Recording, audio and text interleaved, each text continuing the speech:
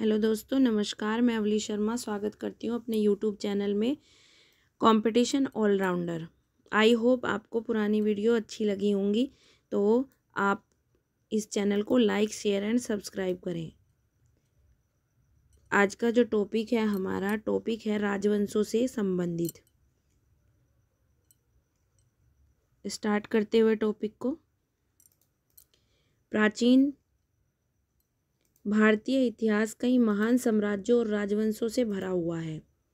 हम आज प्राचीन भारत का इतिहास में कुछ शासकों को पढ़ेंगे जिनके साम्राज्य थे। प्रत्येक साम्राज्य का एक संस्थापक रहता था, जिसने अपने क्षेत्र में शासन की नींव रखी, क्योंकि हर क्षेत्र का एक संस्थापक होता है। यहाँ प्रमुख प्राचीन भारतीय साम्राज्यों और उनके संस्थापकों की सूची नीचे है। साथ ही उनके विचार, उनके विस्तार और उपलब्धि की भी चर्चा आगे हम करेंगे। आइए स्टार्ट करते हैं वैदिक काल से। वैदिक काल 1500 ईस्वी पूर्व से 600 ईस्वी पूर्व तक वैदिक काल रहा। इस काल में मुख्य रूप से आर्यों का आगमन और उनके समाज के विकास से जुड़ा हुआ है। जब आर्यों का आगमन हुआ था तो वैदिक काल में ही हुआ था।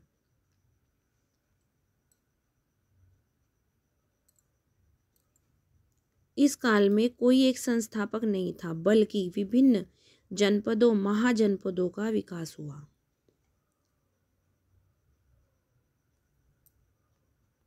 महाजनपद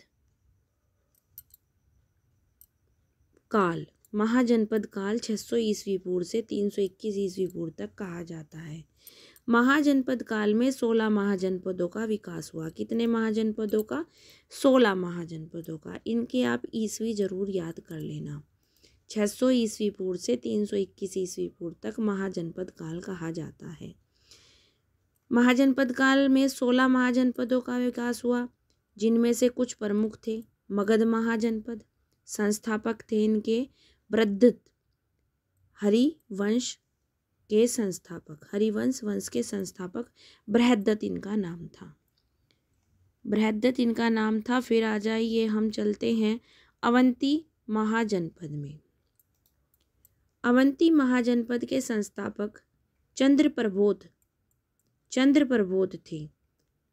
चंद्रप्रबोध महानंदी।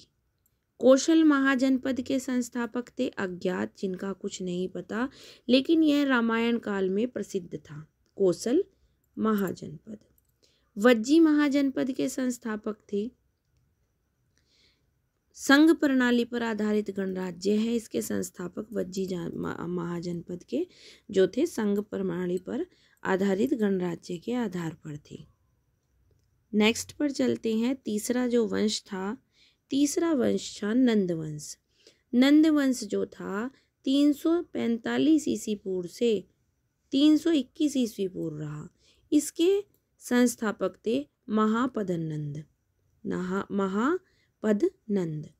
नंदवंश मगध के शुंग वंश को परास्त करके स्थापित हुआ। नंदवंश कैसे स्थापित हुआ? मगध के शुंग वंश को इन्होंने परास्त किया और यह वंश स्थापित हो गया। यह वंश अत्यंत शक्तिशाली था।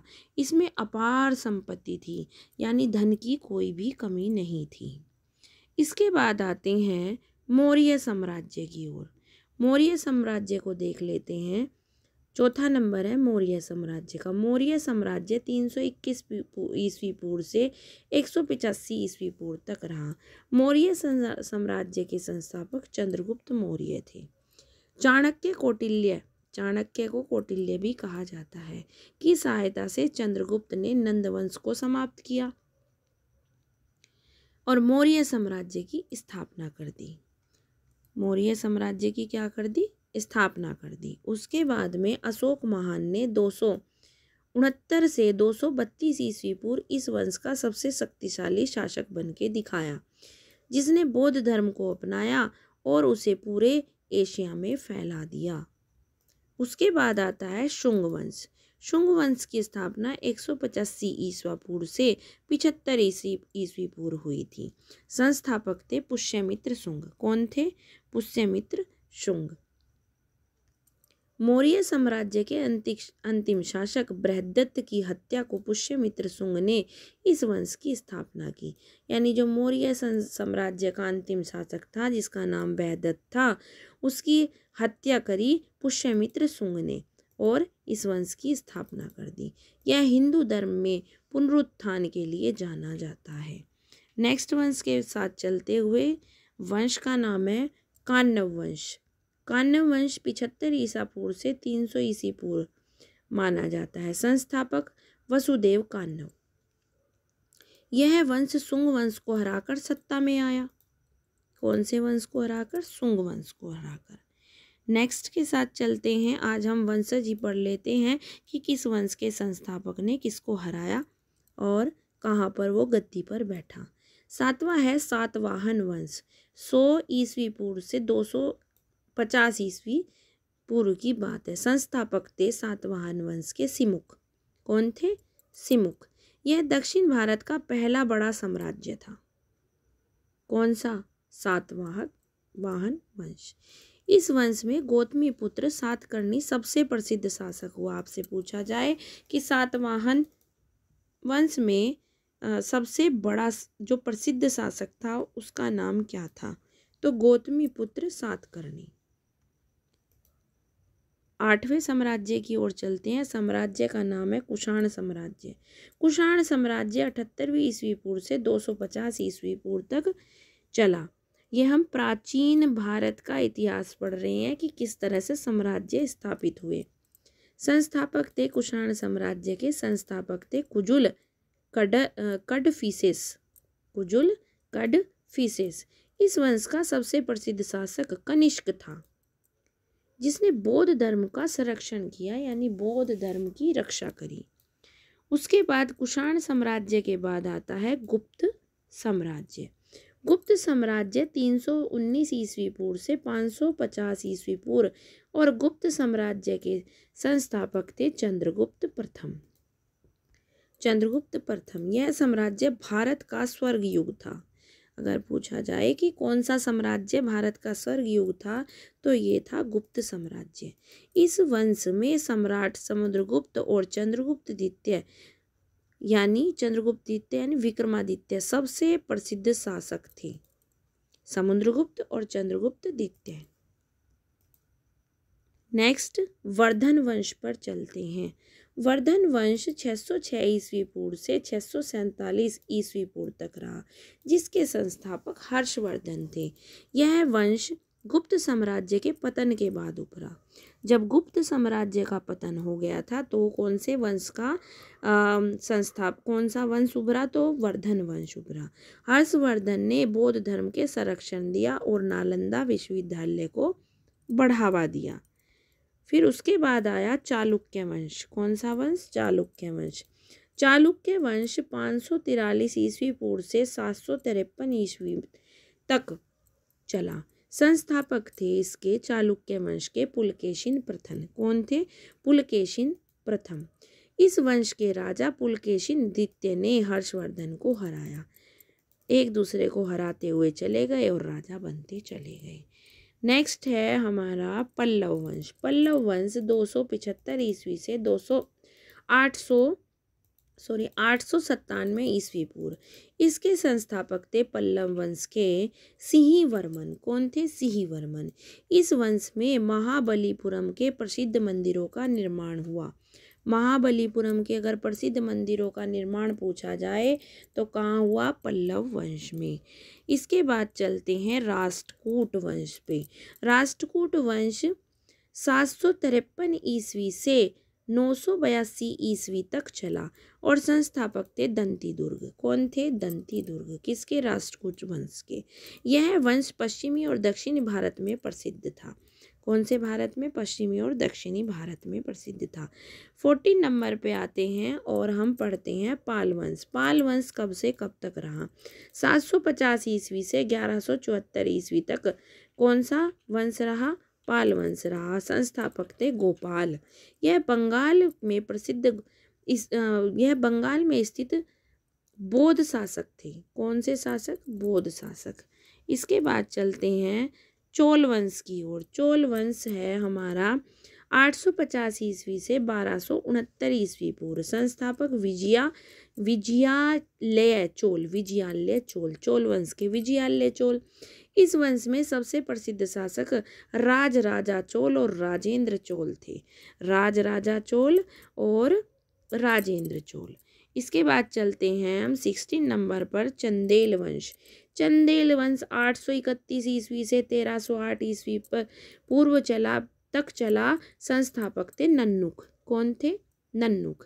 खजुराहो के प्रसिद्ध मंदिरों का निर्माण इस वंश के शासकों ने कराया था। खजुराहो का जो प्रसिद्ध मंदिर है उनका जो निर्माण था चंदेल वंश के शासक नन्नुक ने कराया था। 17वें नंबर पर चलते हैं प्रतिहार वंश। 725 ईस्वी से 1036 ईस्वी तक। संस्थापक थे नागभट्ट प्रथम। यह वंश अरब आक्रमणों को रोकने के लिए प्रसिद्ध था। अरब आक्रमणों को रोकने के लिए, जो अरबी आक्रमण कर रहे थे उसके लिए प्रसिद्ध था। 18वां है सोलंकी वंश। सोलंकी यानी 18 नंबर पर सोलंकी वंश है और 942 ईस्वी से 1244 ईस्वी तक इसका सिंहासन चला। संस्थापक थे मूलराज सोलंकी। सोलंकी वंश का संस्थापक मूलराज सोलंकी। गुजरात में स्थित यह वंश, गुजरात में था यह वंश, अपनी स्थापत्य कला यानी कि निर्माण कला के लिए बहुत प्रसिद्ध था, बहुत ज़्यादा प्रसिद्ध। इसके बाद हम इस टॉपिक के निष्कर्ष पर जाते हैं। निष्कर्ष क्या है इस टॉपिक का कि प्राचीन भारत में कई महान साम्राज्य और राजवंश उभरे जिन्होंने देश में राजनीतिक, सांस्कृतिक और धार्मिक स्थिति की गहराई को प्रभावित किया। प्रत्येक साम्राज्य के संस्थापकों ने अपने शासक को सुदृढ़ किया और अपनी अनूठी विरासत छोड़ी।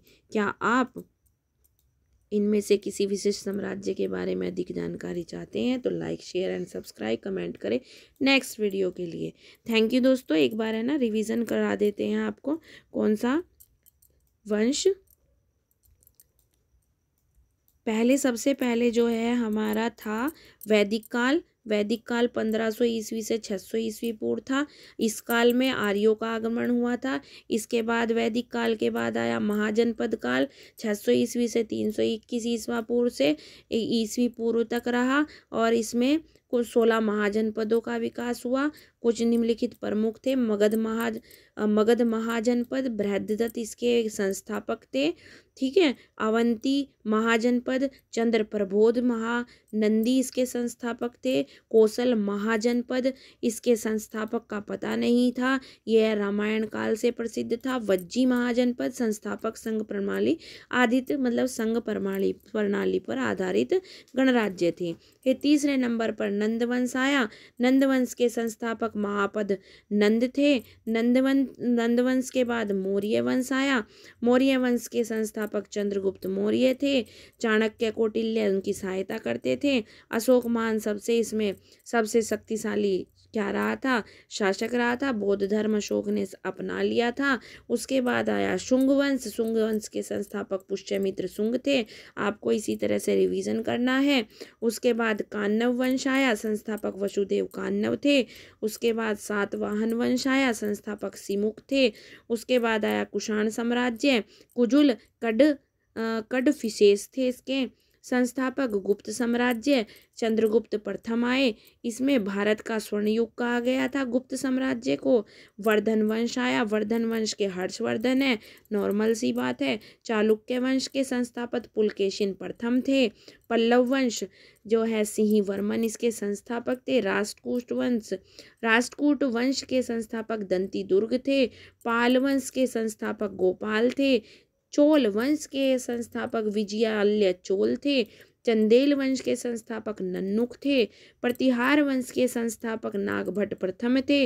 सोलंकी वंश के संस्थापक मूलराज सोलंकी थे। आई होप रिवीजन किया होगा आपने मेरे साथ और वीडियो अच्छे से समझ में आई होगी। एक दो बार आप इसे और रीड कर लेना और कमेंट करके बताना वीडियो कैसी लगी। लाइक, शेयर एंड सब्सक्राइब दोस्तों। थैंक यू दोस्तों।